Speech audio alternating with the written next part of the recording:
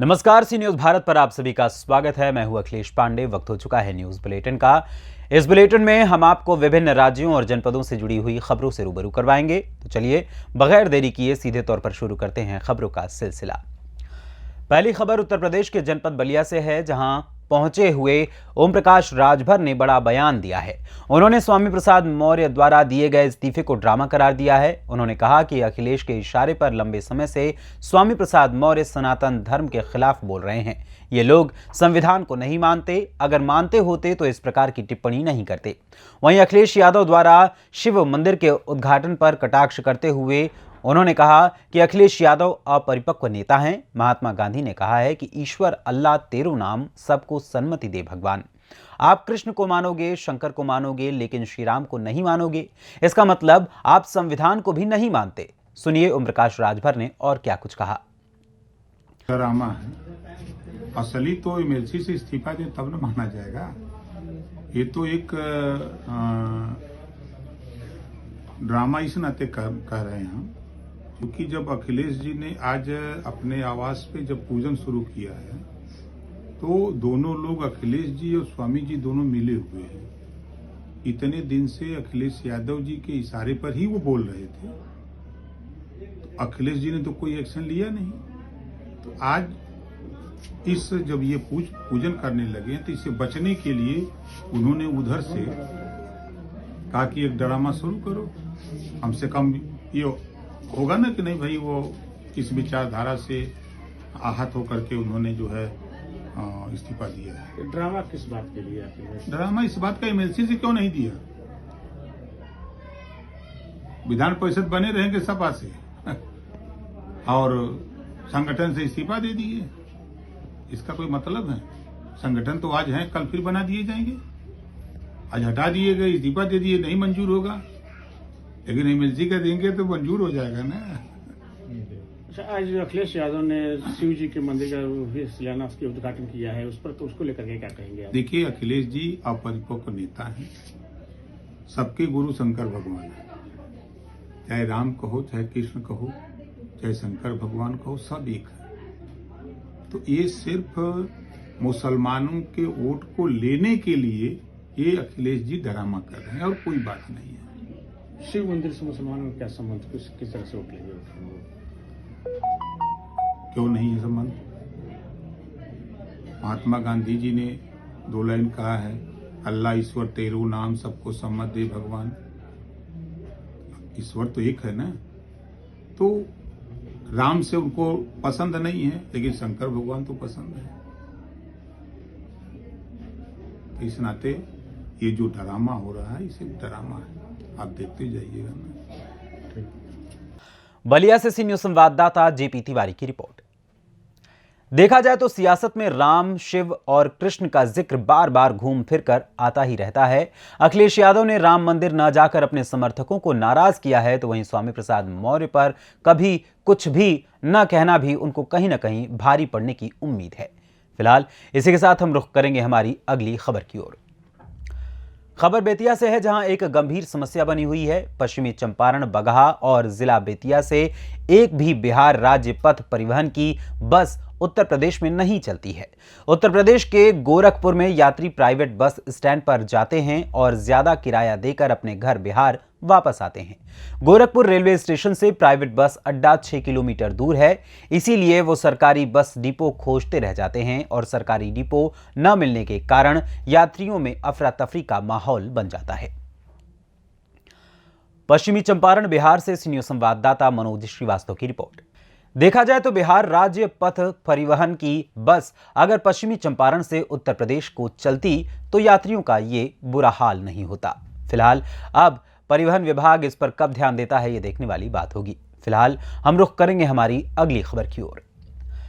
खबर हाथरस से है, जहां ग्राम परसोली में भव्य भागवत कथा का आयोजन किया गया। आपको बता दें कि हर साल की भांति हनुमान जी के जन्मोत्सव के शुभ अवसर पर 9 फरवरी से 15 फरवरी तक एक खास आयोजन किया जाता है। इसी के उपरांत इस व्यासपीठ पर विराजमान सुरेशानंद जी के मुखारबिंद से भागवत कथा का आयोजन इस बार भी किया गया। इस मौके पर यजमान रमेश चंद्र शर्मा के साथ साथ समस्त क्षेत्रवासी उपस्थित रहे। सर, आपका नाम? मेरा नाम भैया रमेश चंद्र शर्मा जी, पंडित जी हैं, रमेश पंडित। कहाँ के निवासी हैं आप? रामखेड़ा परसौली क्षेत्र गाँव। ये आज जो आपने राम कथा का आयोजन जो यहाँ कराया है, हाँ, ये क्या, इससे क्या प्रेरणा देना चाहेंगे आप जनता को? इससे प्रेरणा ये है कि भगवान राम की जय जयकार हो रही है और क्या है, हिंदू धर्म बढ़ रहा है, इससे सनातन धर्म की ओर जा रहे हैं बच्चे, नए युवा पीढ़ी के। और हमारे शास्त्री जी हैं, उनके मुखाग्नि से कथा चल रही है, बहुत अच्छा है, संक्षेप कर रहे हैं, भगवान राम कथा कहते हैं। इसके साथ और कुछ आप जनता को संदेश देना चाहेंगे? जनता को यही संदेश है, ज़्यादा से ज़्यादा भगवान का कीर्तन भजन करें, भगवान श्री राम के पथ पैरों पर चलें, और क्या संदेश है। हाथरस से सी न्यूज संवाददाता प्रशांत अग्रवाल की रिपोर्ट। भागवत कथा एक ऐसा आयोजन होता है जो भक्ति के साथ आनंद को भी प्रदान करने वाला होता है। कृष्ण भक्ति में लोग इस प्रकार डूब जाते हैं कि मानो साक्षात कृष्ण से ही उनका साक्षात्कार हो रहा हो। फिलहाल हम रुख करेंगे हमारी अगली खबर की ओर। खबर सोनभद्र से है, जहां स्थानीय ओबरा कस्बे में स्थित सामुदायिक प्रबंधित प्रशिक्षण केंद्र में 2 दिवसीय आवासीय प्रशिक्षण का शुभारंभ दीप प्रज्वलन के साथ किया गया। प्रशिक्षण में घोरावल व कर्मा ब्लॉक से आई 48 सीआरपी दीदियों ने प्रतिभाग किया।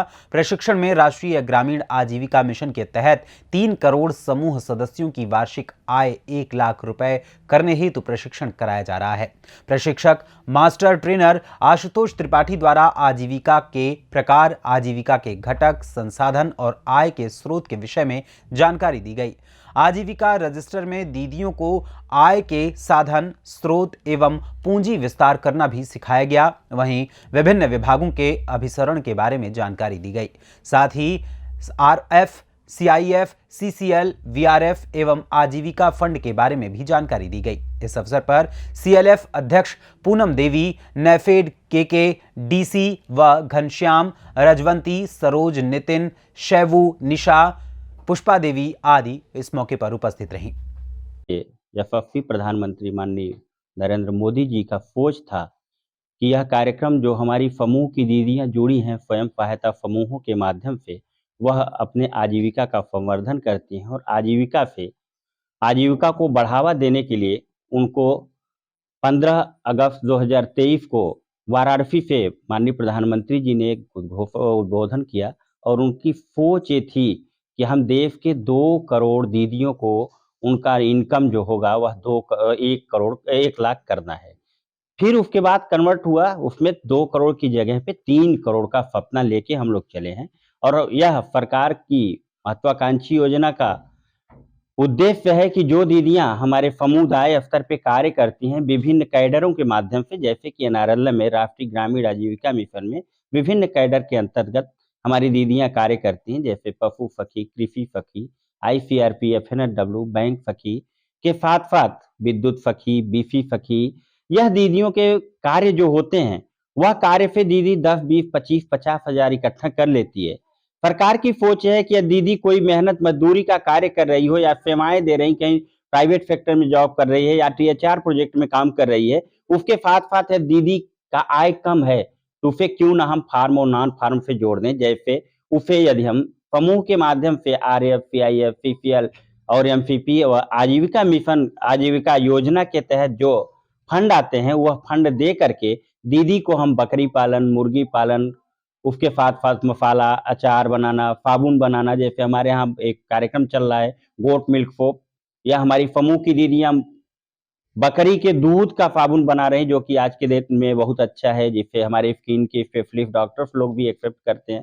साथ ही साथ हमारी समूह की दीदियां जिनकी आय कम है उन्हें हम आजीविका संवर्धन के लिए टीएचआर प्रोजेक्ट में जोड़ते हैं हम। और उसके साथ साथ सरकार की जो सोच थी, जो अभिसरण की बात करते हैं, कन्वर्जेंस की बात करते हैं, यानी कि जुड़ाव विभिन्न विभागों के साथ या दीदियों का हम जुड़ाव करा देंगे। जैसे स्वास्थ्य विभाग है, स्वास्थ्य विभाग के साथ दीदियों को हम जुड़ाव करा देंगे, उनसे कन्वर्जेंस कराएंगे तो दीदियों को मिलने वाली प्रधानमंत्री मातृ वंदन योजना, जननी सुरक्षा योजना और उसके साथ साथ आयुष्मान भारत के तहत गोल्डन कार्ड का स्कीम का लाभ मिल जाएगा। साथ ही साथ बिल्डिंग, कंस्ट्रक्शन, अदर वर्कर के साथ श्रम विभाग के साथ हम जोड़ सकते हैं, वहां पे भी उन्हें सहायता मिलेगी। आईसीडीएफ के साथ हम जोड़ सकते हैं, पशुपालन विभाग के साथ जोड़ सकते हैं, मत्स्य विभाग के साथ जोड़ सकते हैं और साथ ही साथ ग्राम पंचायत स्तर पे जो सेवाएं मिल रही हैं ग्राम वासियों को, उनमें भी यदि दीदी की हमारी हिस्सेदारी होगी तो उसमें विकास होगा, गांव का विकास होगा। गांव में तालाब होते हैं, तालाब खाली रहते हैं। यदि हमारी दीदियां हैं, और गाइडलाइन भी है कि दीदियों को प्राथमिकता के आधार पे उन्हें सरकारी योजनाओं और सरकारी सेवाओं में प्राथमिकता दी जाए। तो यदि तालाब है, तालाब खाली है और ग्राम पंचायत से वह समन्वय करके रेवेन्यू पे समन्वय कर लें तो एक पट्टा हो जाएगा, और पट्टे के साथ मत्स्य पालन दीदी करके 1,50,000 रुपए का इनकम कर सकती है। ये सोच है, और इसके लिए जनपद सोनभद्र के 10 ब्लॉकों से दीदियों का प्रशिक्षण कराया गया, और उसमें आज हमारा जो अंतिम सत्र है या घोरावल और कर्मा से दीदियां आई हैं। इसमें 27 दीदियां हमारी कर्मा ब्लॉक की हैं और 25 दीदियां हमारी घोरावल ब्लॉक की हैं। तो मुझे पूरा आशा और विश्वास है कि जो दीदियां आई हैं, यह दीदी सीआरपी होगी, और यह सीआरपी दीदी जब यहाँ से प्रशिक्षण लेके जाएगी तो अपने ग्राम संगठन स्तर पे 70 से 80 संभावित लखपति दीदियों को प्रशिक्षण देगी, और प्रशिक्षण के साथ साथ उनका उत्साहवर्धन करेगी, कैपेसिटी बिल्ड करेगी, और हैंड होल्डिंग के साथ साथ सरकार की विभिन्न योजनाओं और विभिन्न स्कीमों से जोड़ने का कार्य करेंगी, जिससे सभी दीदियों का सपना साकार हो सके। और हमारा उद्देश्य है समूह से समृद्धि की ओर, हम समूह से समृद्धि की ओर के सपने को साकार कर सकें। धन्यवाद। सोनभद्र से सीनियर संवाददाता कुमधज चौधरी की रिपोर्ट। देखा जाए तो इस पहल के बाद 3 करोड़ समूह सदस्यों की वार्षिक आय 1 लाख रुपए हो सकती है, और ये वाकई बड़ी सराहनीय बात है। फिलहाल अब रुख करेंगे हम अगली खबर की ओर। खबर सुल्तानपुर से है, जहां सुल्तानपुर लंबुआ तहसील क्षेत्र के DP Verma public school Hata में वार्षिकोत्सव का कार्यक्रम आयोजित किया गया। आयोजक डॉक्टर इंद्रजीत वर्मा ने कार्यक्रम की शुरुआत अतिथियों को शॉल उड़ाकर व माल्यार्पण करके की, जिसमें बच्चों द्वारा विभिन्न रंगारंग सांस्कृतिक कार्यक्रमों की प्रस्तुतियां भी दी गईं। विभिन्न प्रतियोगी परीक्षाओं एवं विद्यालय की परीक्षाओं में उत्कृष्ट प्रदर्शन करने वाले छात्र छात्राओं को संस्था ने पुरस्कृत भी किया। मुख्य अतिथि के रूप में मौजूद विधायक प्रतिनिधि पंकज वर्मा और विशिष्ट अतिथि के रूप में मौजूद प्रधान संघ जिला अध्यक्ष सईद खान ने सरस्वती माता की प्रतिमा पर माल्यार्पण कर उनके समक्ष दीप प्रज्वलन किया। उन्होंने कहा कि विद्यालय एक ऐसा संस्थान है, एक ऐसा स्थान है जहां से बच्चों को आगे जाने का मार्ग प्रशस्त करते हुए उन्हें रास्ता दिखाया जाता है। इस मौके पर नगर पंचायत अध्यक्ष कोयरीपुर कासिम राइन, विकास वर्मा, प्रबंधक रामचंद्र वर्मा आदि मौजूद रहे। वहीं आयोजक डॉक्टर इंद्रजीत वर्मा ने आए हुए अतिथियों का आभार व्यक्त किया। विद्यालय के शिक्षकगण, बच्चों के अभिभावक, क्षेत्रवासी, प्यारे बच्चों, मास्टर साहब ने जैसे भी बताया, इंद्रजीत ने फर्स्ट प्रोग्राम सेट किया आपने, और ये लग नहीं रहा है कि इनका ये पहला एनुअल डे प्रोग्राम है। ऐसा लग रहा है कि सालों साल से प्रोग्राम चल रहा है इनका। और अतिथियों के लिए मैं जो बैठे उनके लिए क्या तारीफ करूं, इन्होंने इतना कुछ बोल दिया कि हमारे लिए कुछ बचा ही नहीं है। इतनी तारीफ कर दी कि हमारे पास शब्द ही नहीं बचे कि अब उनके लिए और आगे हम क्या बोले इसे। मैं इस विद्यालय के लिए हर संभव प्रयास करूंगा, कंधे से कंधा मिला के इनके विद्यालयों के साथ खड़ा रहूंगा, और मैं इनका धन्यवाद देता हूं इस विद्यालय में कि डीपी वर्मा पब्लिक स्कूल का परिवार मुझे सदा अपना एक सदस्य मानता है। जब भी इनको जरूरत पड़ेगी तो ये मेरा सौभाग्य होगा। प्यारे बच्चों, माँ बाप हमें जन्म देते हैं, किंतु इंसान हम ऐसे ही विद्यालय से बनते हैं। ये विद्यालय और टीचर ही हमारे अंदर के हुनर को जगाते हैं, हमें सही गलत का चयन कराते हैं, हमारे अंदर की सेवा भाव पैदा करते हैं, तब जाकर आप जैसे बच्चे doctor, collector, engineer, IAS, IPS बनकर इस देश की सेवा करते हैं। बच्चों, आप लोगों को भी इस विद्यालय में अपना हुनर इन टीचरों के माध्यम से तलाशना होगा, और जुनून पैदा करना होगा। समय के अभाव को देखते हुए ज्यादा कुछ नहीं बोलूंगा। जैसा कि मास्टर साहब ने कहा कि बहुत हेजिटेट होता है बोलने में, सबको सिखा रहे थे, तो मैं भी इन्हीं से दो शब्द बोलना सीखा हूं मंच पे। और जब भी इस विद्यालय को मेरी जरूरत पड़ेगी मैं सदा यहाँ पर रहूंगा। धन्यवाद। सुल्तानपुर से सी न्यूज संवाददाता वाजिद हुसैन की रिपोर्ट। फिलहाल इस न्यूज बुलेटिन में बस इतना ही। देश दुनिया की तमाम खबरों के लिए देखते रहें सी न्यूज भारत। हर खबर आपके साथ, आपके हाथ।